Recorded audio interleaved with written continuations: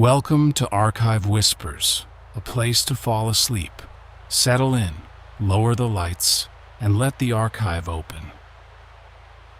Tonight, the door we are going to open is not a door of wood at all, but a low gap in a wall of fitted limestone, somewhere near the heart of a Maya city that stands in the lowland rainforest, in the long, warm middle of an evening more than 1,000 years ago. The light is already going from gold to green as it falls through the canopy at the city's edge, and the great plastered platforms, which held the day's heat the way a stone holds it, are beginning, very slowly, to give that warmth back to the cooling air. We are not going to witness any of the great events that the carved monuments remember. No accession of a king, no procession in painted feathers, no count of captives or naming of distant wars. Those things belong to the daylight and to the stone. What is left to us, in this hour, is something far quieter.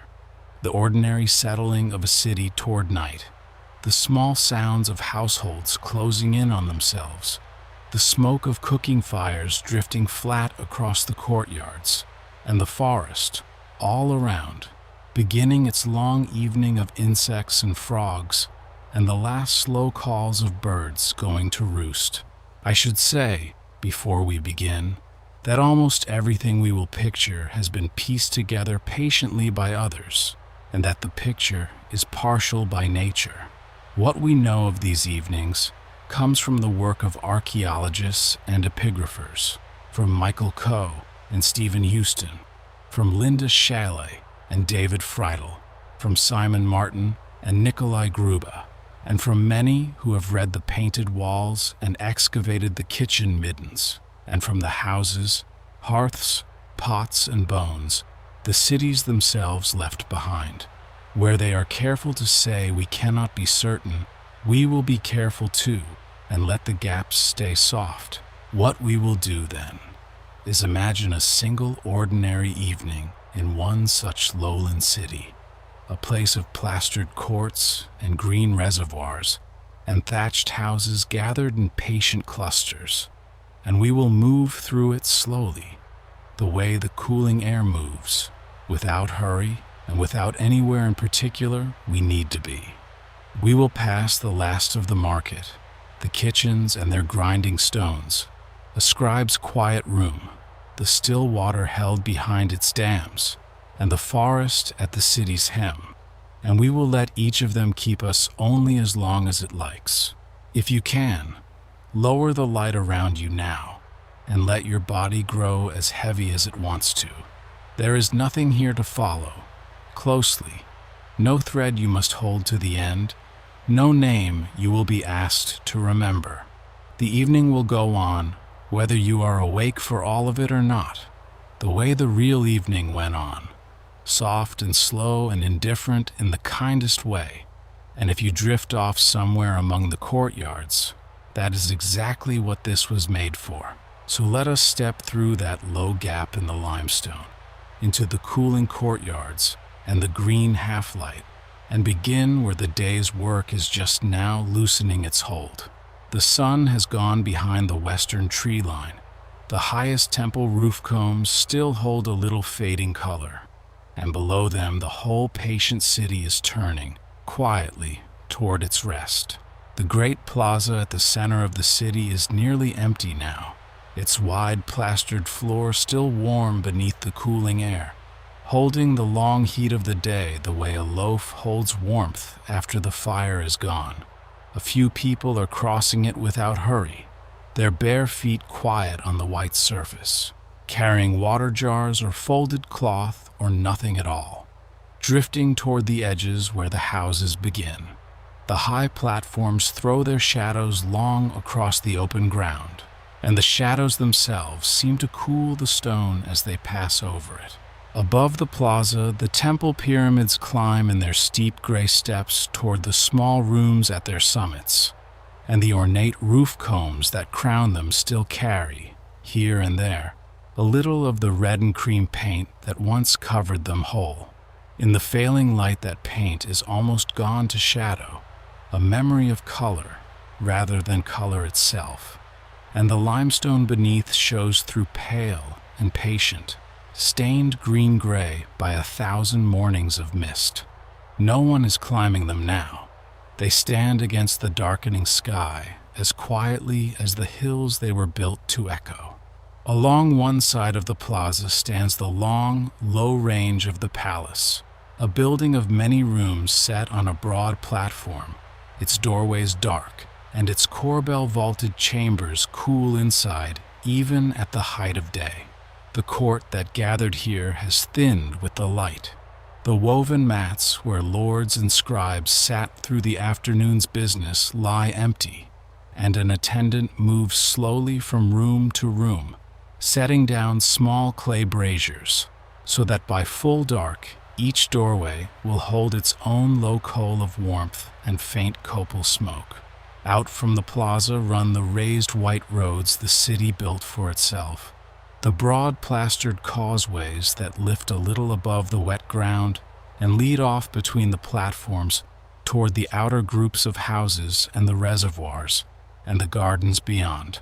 A few last walkers are on them, their figures growing dim, their footfalls soft and even on the lime surface, and the causeways gather what light remains and hold it in long, pale ribbons across the darkening green, the way a path of water holds the sky.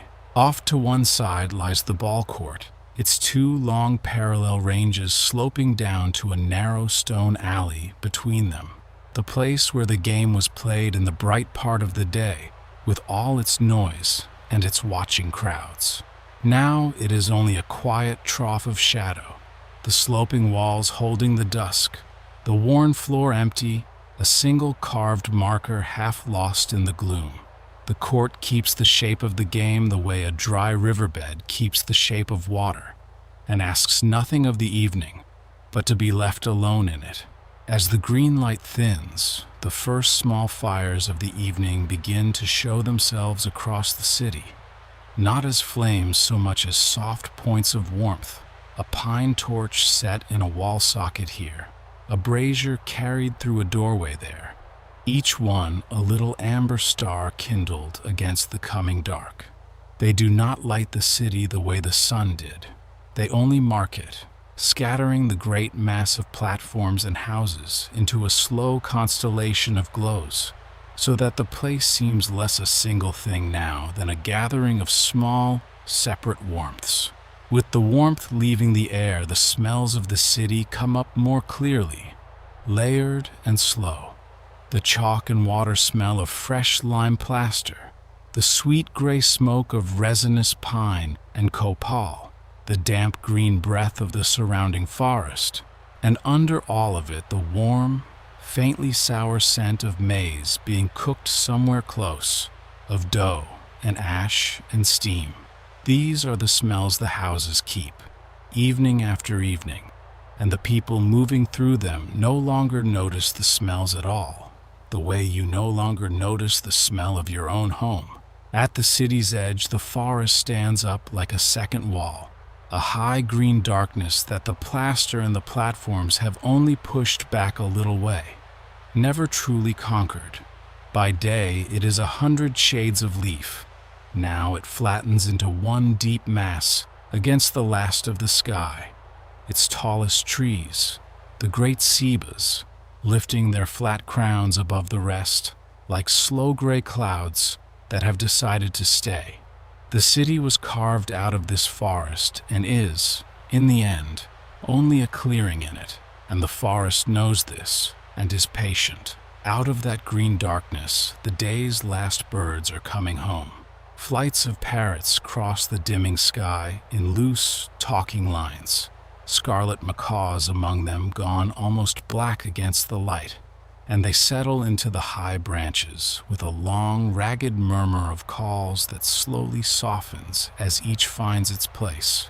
Below them, in the wet ground at the forest's foot, the first frogs are beginning, one and then another, and then many, a low pulsing chorus that will carry the night now, steady as breathing, until the gray of dawn. And so the city turns, without deciding to, from its bright outward day toward its dark inward night, from the open plaza and the high temples toward the small warm rooms where people actually live. The monuments will keep their vigil in the dark, as they always do, indifferent and exact.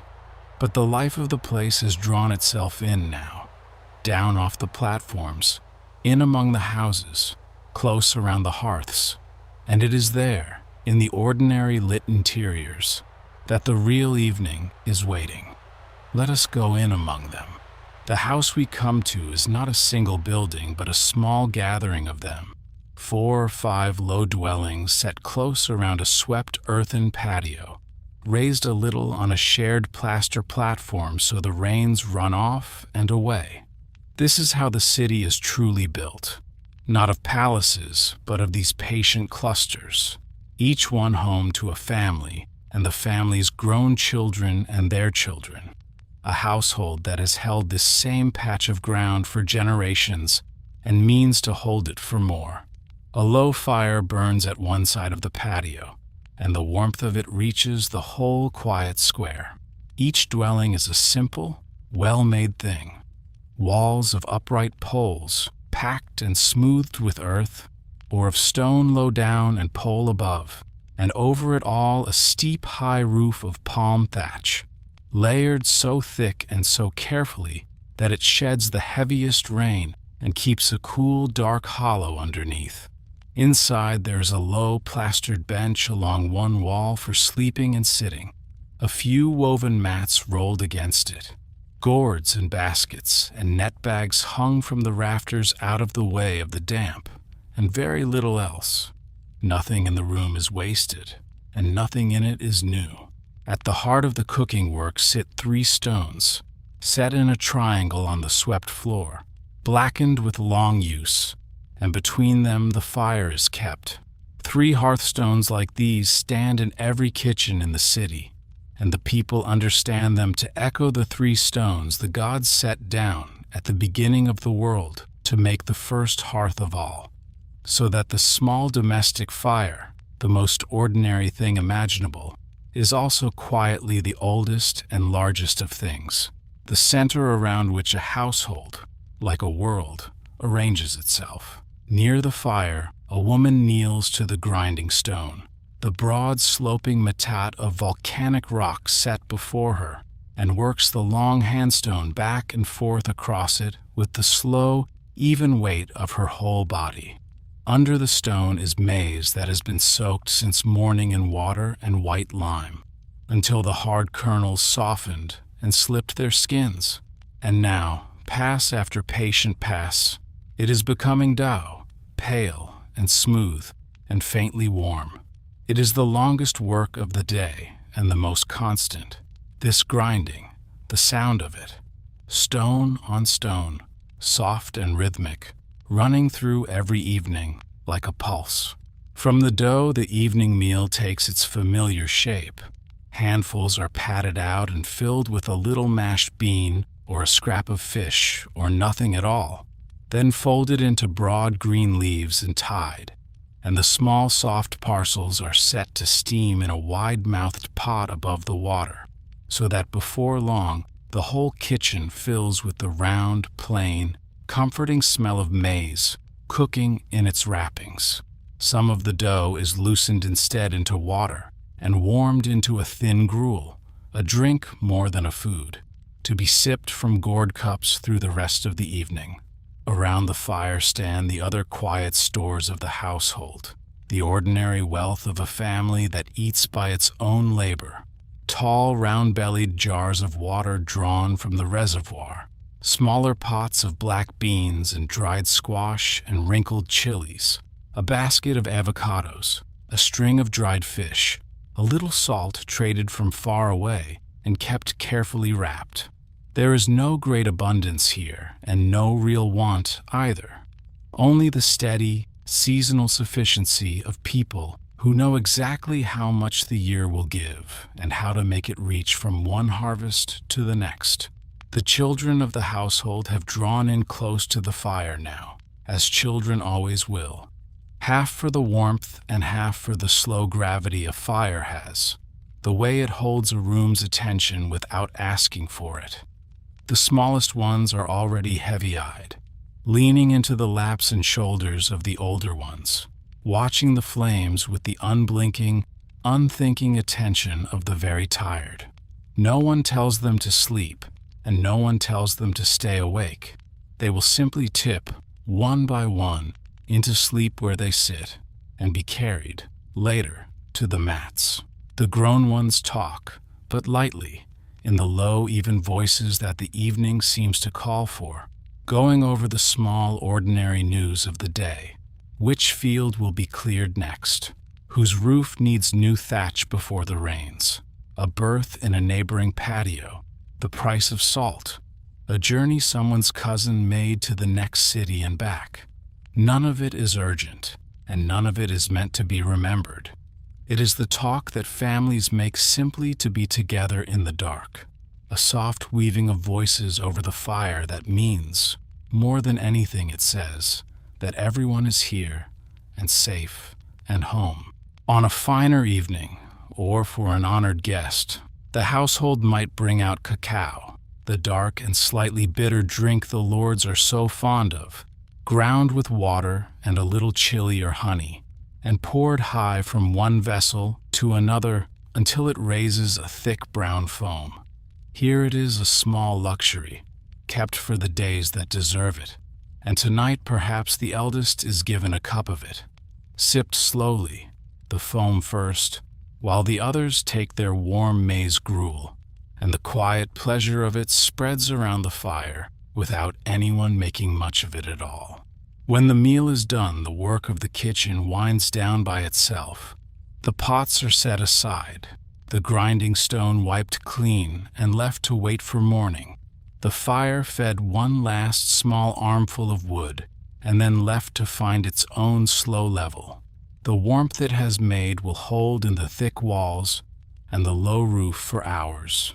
Yet, long after the flames have sunk to coals, and the family settles back from it, into the easy silence of people who have eaten and are no longer hungry.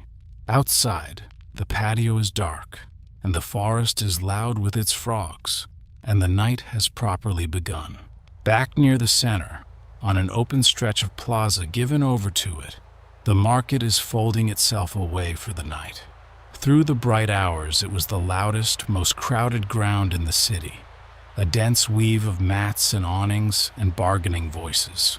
Now, most of the sellers have gone, and the few who remain are packing the last of their goods into baskets and net bags by the light of small fires, in no great hurry, talking quietly across the emptying rows. What was a marketplace is becoming, again, only a wide pale floor under the first stars. What changed hands here, all day, was the whole patient economy of the lowlands, carried in on people's backs, and bartered in small, careful measures. There were no coins. Value was counted in things themselves, and above all in cacao beans, the same dark beans that make the lords drink, counted out by the handful in the load to settle the difference in any trade. A length of cotton cloth, a jar of honey, a basket of maize, a fine painted pot, a packet of salt. Each had its worth against the others, held steady in everyone's memory, adjusted only slowly, season by season. Among the most valued things in the market were the blades, for this is a world that knows no metal at all, and every cutting edge in the city, for the harvest, the carving, the kitchen, the hair, is made of stone. There were cores and blades of obsidian, the black volcanic glass carried in from the distant highlands, so sharp at the edge that it parts a thing almost before it is touched, and tools of honey-colored chert napped closer to home. A trader could strike a row of slender blades from a single core in moments, each one keen and bright, and the small pile of them was worth carrying a very long way. There were softer goods too, brighter ones, bolts of cotton woven on the backstrap loom and dyed in the deep reds and golds and earth browns, the dyers coax from bark and root and shell, and, costliest of all, the feathers, the long blue-green tail plumes of the quetzal, brought down from the cloud forest mountains, the scarlet and gold of the macaw, gathered and sold by the careful handful for the headdresses of those who can afford to wear the forest's colors. By dusk, most of these have been wrapped and put away with special care, too precious to leave out in the falling damp. The last traders to leave are those who have come from furthest, and they go as they came, on foot, for there are no carts here and no beast to pull them, no horse or ox or wheel anywhere in this world. Everything that moves between the cities moves on a human back. They settle their loads into the wide net bags and take the weight on a band across the brow and walk out along the white causeways into the dark with that long, level, unhurried stride that eats up the miles, bound for a town a day or two away, carrying the salt and the obsidian and the news of one place into the next. A little apart from the market lies the thing the whole city most depends on and least often thinks of, its water. There is no river here, and for half the year, almost no rain. So the city long ago learned to keep the wet season's gift against the dry, shaping the ground itself into broad, shallow reservoirs, lining them with clay and plaster, raising low dams, and cutting careful channels so that the rain that falls on the plazas runs not to waste, but inward, gathered and held. The great pale floors that look so fine by day are also, quietly, a roof for catching water. At this hour, the reservoir is at its most beautiful and least useful, which is to say it is simply, perfectly still. The day's wind has dropped, and the surface lies unbroken, a dark mirror laid flat among the platforms, holding the deep green of the sky and the first faint stars and the small far glow of a fire on the bank. A woman comes down to it with a tall jar to draw the last water of the day, and the jar breaks the mirror for a moment into slow black rings, and then she is gone back up the path, and the rings smooth away, and the water forgets her, and is still again, around and between the houses. Wherever the platforms give way to soft ground, the city is also a kind of garden, far more green and growing than its gray monuments would suggest. Each household keeps its own patch close to home, fruit trees leaning over the walls, the tall ramon whose nuts can be stored against hunger, avocado and guava and papaya, beds of squash and chili and herbs, a few cotton plants, all of it tended in the cool of the morning and the cool of the evening and left to the heat between. In the dusk, these plots are pockets of deeper darkness, breathing out the green smell of leaves and turned earth. Tucked into the bedrock beneath the courtyards are the choltons, the bottle-shaped chambers the people cut down into the soft limestone and seal with care, cool dark cellars for the keeping of things.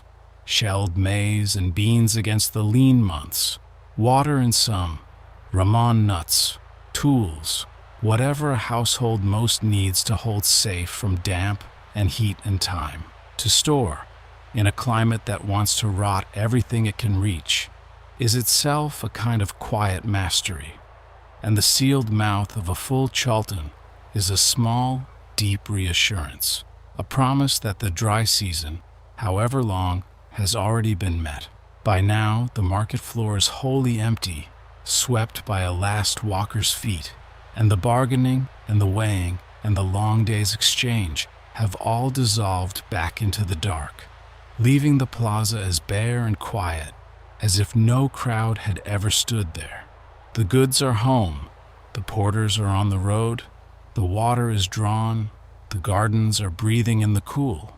The outward, trading, getting and keeping life of the city has closed for the night, and what is left awake is something more inward, and we will go to find a little of it now.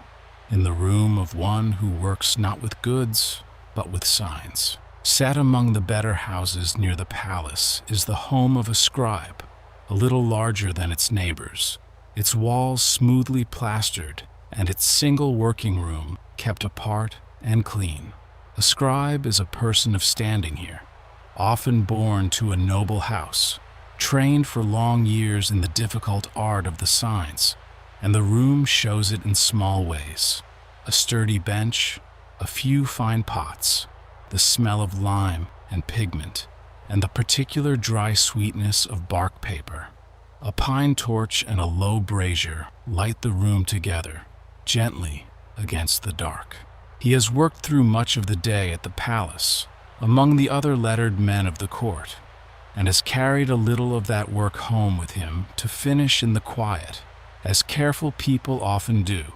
He is, in the old word, a person of the brush, one who knows not only how to shape the hundreds of signs, but what they mean and how they fit, who can set down a name, a date, a lineage, a debt, a prayer, and read back what another such person set down a lifetime ago. It is knowledge held by very few, and the city leans on it more than it knows. Open on the bench is a book of the kind the people make from the inner bark of the wild fig, beaten soft and wide, smoothed with a thin white coat of lime until it takes the brush-like skin, then folded back and forth upon itself into a long screen of pages that opens out like a wall and closes up like a fan.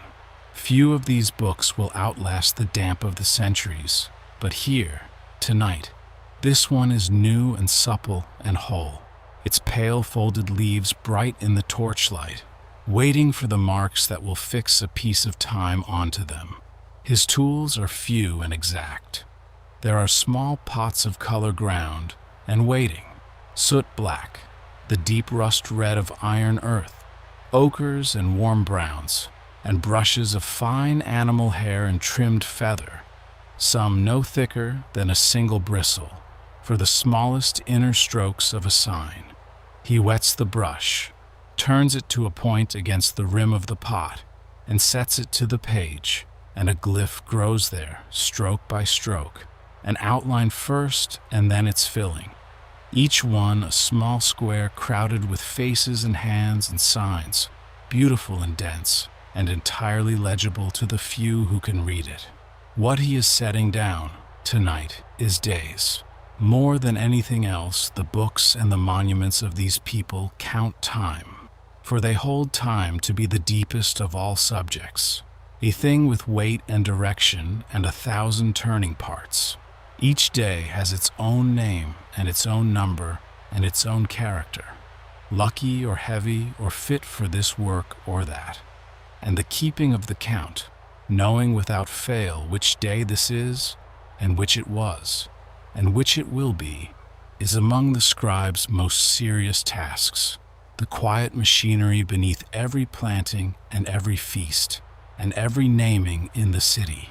The count is not one wheel but several, turning together. There is a round of 260 days, made of 20 names and 13 numbers locked in step, the sacred rhythm that governs the fit of things, and beside it the longer year of 365, 18 months of 20 days, and a short, uneasy remainder of 5 at the end. These two turn against each other like meshed gears, and only after 52 years does any single day come round again to the same place in both. Over and above them runs the long count, the plain, unbroken tally of all the days since the beginning, so that any moment can be named exactly and forever. Out in the dark plaza, the same counting stands in stone. The tall carved monuments the city raises at the close of its great periods are, among other things, dates made permanent. This ruler exceeded on such a day.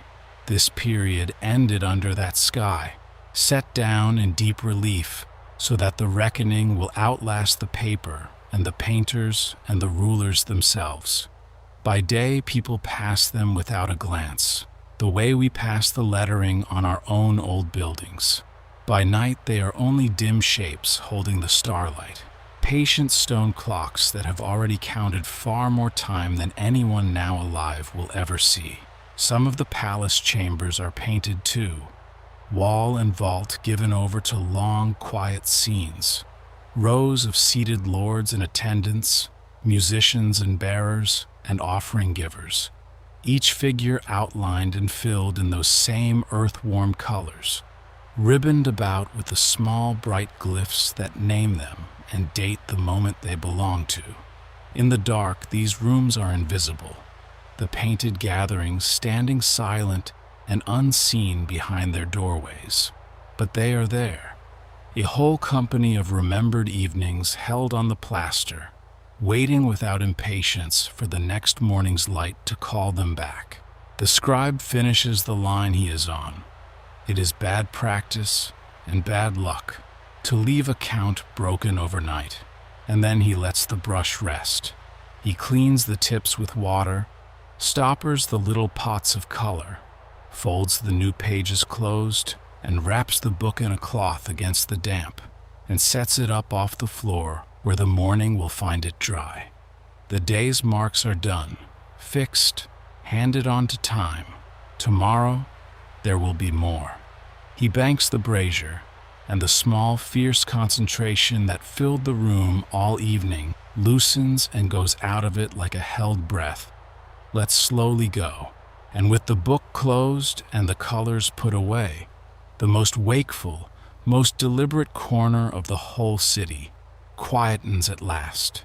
The signs will keep, the count will hold, the painted lords will wait in their dark rooms. Nothing now is being made, or remembered, or fixed in place. What is still awake out there is older than writing, and asks nothing of it. The water in its reservoirs, the trees at the city's edge, the slow machinery of the night itself. And it is out toward that, away from the lamplit work of human hands, that the evening now gently turns us. Past the last houses the made ground ends. The plaster gives way to leaf litter and root, and the forest closes over everything in a single, warm green dark. It is not silent here, not at all, but its sound is so even and so whole that it works on the ear like silence, a vast, soft body of noise with no edges and no events in it. The held breath of millions of small living things going about the night together. The air is heavier under the trees, thick with the smell of wet earth and flowers and slow decay, and the city, only a few steps behind, is already another country. The frogs hold the lowest, steadiest layer of it all, the great pulsing chorus that rose at dusk and will not stop till dawn. Thousands of small throats in the wet ground, and the flooded hollows and the reservoir margins, calling and answering and overlapping until the separate voices melt into one slow, breathing throb that seems to come from the dark itself rather than from any creature in it. After a while, you stop hearing it as frogs at all. It becomes simply the sound the night makes, the pulse the whole forest keeps time to. Over the frogs lies the thinner, higher shimmer of the insects, the cicadas and crickets, and the countless unnamed others, a dry electric ringing that fills the whole upper air and shifts and pulses in slow waves, as one part of the forest answers another. It rises sometimes to a long, sustained sheen of sound, and then eases again, never stopping, never quite the same from breath to breath, a sound so constant that the mind soon files it away beneath hearing, where it goes on softly working all the same, smoothing the edges of every other thing in the dark. And through the dark trunks, low and unhurried, drift the fireflies, their small cold lights blinking on and off without pattern, here and then, there and then gone, a slow green gold snow that never falls. Each light is a tiny private signal, a thing meant for another of its kind. But to the watcher in the dark, they are simply beauty without reason, hundreds of soft sparks hanging and wandering among the leaves, brightening the near branches for a heartbeat and leaving them darker than before. The children of the city love them and chase them and never tire of them, and neither, in the end, does anyone. Now and then a larger sound moves through the steady weave of the small ones, the long, low, rolling call of howler monkeys far off in the canopy, carrying for miles through the wet air and then sinking away, the dry leather flicker of bats leaving a hollow tree, the soft questioning note of an owl, once, perhaps, the cough of a jaguar somewhere unseen, going about its own night with no interest in ours.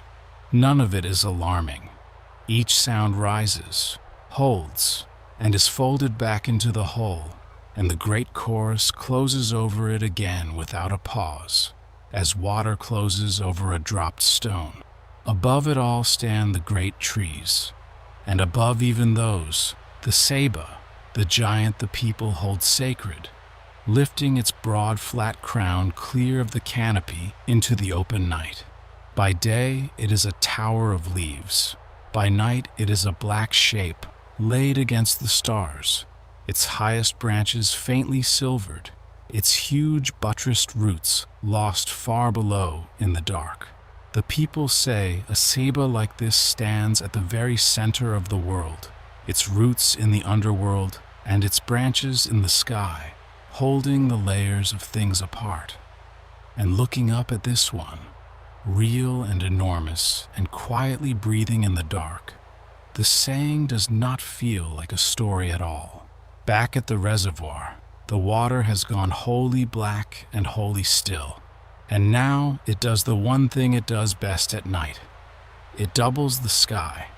Every star that has come out over the city is there again in the water, hung in the same deep dark, so that the still surface seems less a pool than a window, an opening straight down into another night exactly as vast as the one overhead. A leaf turns somewhere and sends one slow ring across it, and for a moment the stars below tremble and swim, and then they steady, and the two skies hold each other again, perfectly and without sound. And the sky itself, over the lowland city, is enormous and clear and crowded as we rarely see it now. With no light to drown them, the stars come down almost to the tree line, and across the whole of the dark arches, the broad pale band the people call a road, the great smoke of stars that they watch and reckon as closely as they reckon the days. They find the turning of the year in it, and the shapes of their stories, and the slow returning of the lights they care for most. But tonight, none of that needs doing, and the sky is simply there, immense and patient and faintly bright, leaning over the sleeping city like something fond. It is easy, standing here between the still water and the breathing trees, to feel how lightly the city sits upon all this. The plaster and the platforms, the count of days, the market and the painted books, the whole bright human business of the place is a clearing the forest allows, a small ordered warmth held for a while inside something far older and larger and entirely untroubled by it. The people know this. It is written all through how they live, in the sacred trees and the world that grows from water, in the sense, never quite lost, that they are guests of the green dark, and that the dark is kind and will keep them, and is keeping them now. The night has settled fully now into its long middle, the steadiest and most peaceful of all its hours, when the day is far behind and the dawn is far ahead, and nothing in particular is asked of anyone. The forest holds its even chorus, the water holds its doubled stars, the great tree holds the sky apart, and the city, small and warm among them, has very nearly let go of the day. There is only the going down to sleep left now, the last soft folding in of the houses, and we will follow it gently and let it carry us with it, down toward the bottom of the night.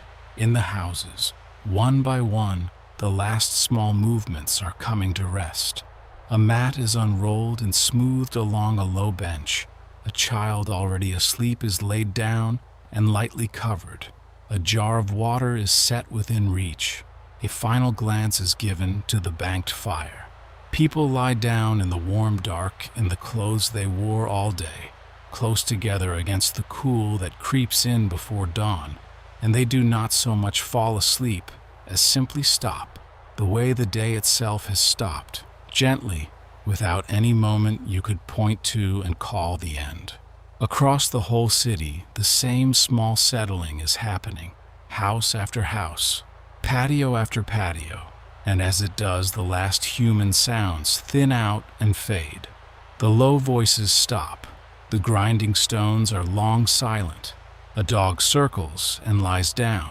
The few footsteps still crossing the dark courtyards grow further apart, and then cease, and what is left, rising up to fill the space the people have left behind, is only the forest, even and endless, and the soft tick of cooling stone, and the long, slow breathing of the sleeping town. Here and there a few are still awake, as a few always are. Someone sitting up with a restless child, someone old who sleeps little and is content to watch the coals, someone walking once around a quiet courtyard before lying down. But even these are slowing, their thoughts loosening and drifting, their eyes growing heavy in the warm dark, and one by one they too give way, settling back, letting the long sound of the night take them under, until at last there is no one in the whole city who is not either asleep or very nearly so. Out over the sleeping houses, the great monuments keep their patient watch, as they have kept it every night for longer than anyone remembers. The temples stand black against the stars. The painted books lie wrapped and dry on their shelves. The carved stones hold their dates out steadily into the dark, and the count of days goes on turning in the quiet, whether anyone is awake to mind it or not. The whole grave machinery of the city's memory keeps faithfully running, low and unwatched, while the people who made it lie sleeping beneath it, dreaming of nothing in particular, held safe inside their own brief warm hour of time. And in each darkened house, at the center of all that sleep, the hearth has come down to its last red. The flames are long gone. What remains is a low bed of coals under a soft gray skin of ash, breathing very faintly, brightening and dimming with the slow stir of the night air. A deep ember warmth that asks nothing and gives steadily, holding in the thick walls and the heavy roof the heat that will see the family through to morning. It is the same small fire that cooked the meal and gathered the children, sunk now to its quietest self, keeping watch in coals while everything around it sleeps. Lie here a while, in the warm dark, near the coals. There is nothing to do and nowhere to be. The frogs go on, far off and even, the long pulse of them rising and falling like slow water. The insects shimmer above them, soft and dry and endless. The thick walls hold their warmth. The roof holds its dark. The city holds its sleep, and the coals, under their gray ash, glow and fade, and glow and fade, in no hurry at all, keeping their small steady watch over the room and everyone in it. Outside, the night has reached its lowest and softest point, the still hour when even the forest seems to drowse a little, its chorus sinking to a murmur, the mist lying down among the trees, the doubled stars unmoving on the black water. Nothing is happening anywhere in the city, and nothing needs to. The day is gone, and the next is not yet thought of. There is only this, the warm dark, the soft sound, the slow breath of 1,000 sleepers, and at the center of each quiet room, the ember, again, settling lower into its ash. Let your own breath go long now, as long and as slow as the breath of the city. There is nothing left to follow, and nothing left to keep.